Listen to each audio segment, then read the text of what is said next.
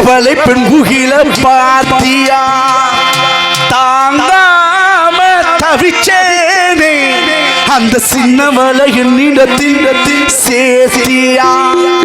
கண்ணால பார்த்ததும் அம்புட்டும் கனவாகி